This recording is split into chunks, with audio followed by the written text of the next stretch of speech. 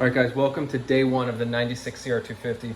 As you can see, it already looks a lot different. I put the plastics that he gave me for the shrouds, I put those on. These were from the previous build. It's a brand new rear fender with the warning decal on there that I never used because I went with white. Put the front fender and front number plate on because I am going to be selling these purple plastics on eBay. I just sold the set of shrouds, the purple shrouds that I had from this bike, for $125 on eBay. So once those sold, I'm gonna be listing these things. So first thing I did was a compression test. I made sure that we had compression, which we have 190 PSI. Then I took the carburetor out just to see what was going on with that. I checked for spark. We do have spark, even though the coil looks not original and really weird, the way it's like zip tied up, and it just doesn't look like an OEM coil. So anyway, we have spark, we have compression, 190 PSI, and this is the carburetor that he gave with me, which is the original one from a 96. I checked with the service manual, and it is a 96 carburetor. So he took this off, gave that to me as a spare, and this was on there. This is one of those eBay remake, made in China carburetors. It looks like almost identical. A couple things are a little bit different, but you can tell it's like, you know, the name is crossed off. It says a Cr250 sticker on here, whatever it's called.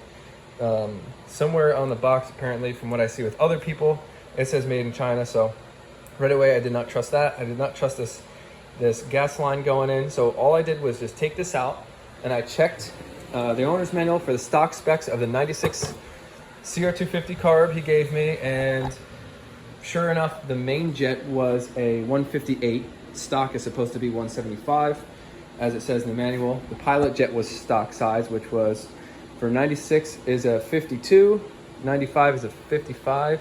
Yeah, 52 for the 96, 55 for the 95. So I put it all back to stock. Good thing I still have a brand new jet or carburetor rebuild kit for this bike. It's the same main jet, so it worked in here. And just put it back together. So we're gonna take it outside and see if this thing starts. Also, yeah, put some fresh gas in there. It's just 93 octane pump gas. So I turn the gas on. I'm gonna give it a kick, and hopefully this thing will start. We'll see. I'll give it a try right now. Oh yeah, look at the brake. I guess that will work. Check for leaks. You got any leaks? No leaks yet. I think we're good. Hope for the best. Choke off. Ooh, wow. Ready to go.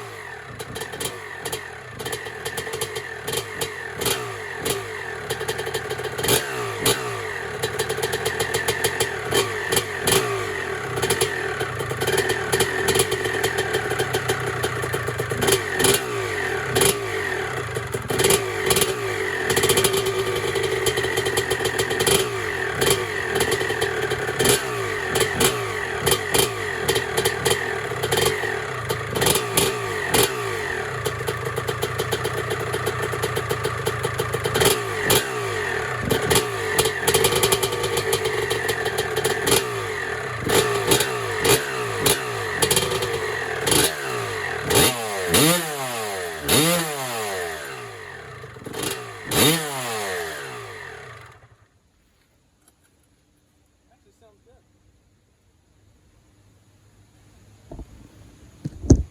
So I put these, well, I took these other plastics from my previous build on here just to get the purple off. I didn't want to scratch it up if I'm going to sell it on eBay. So I'm also going to take the seat cover off as well. I don't know if that'll be included with the kit, but yeah, that's why it doesn't really look the same already.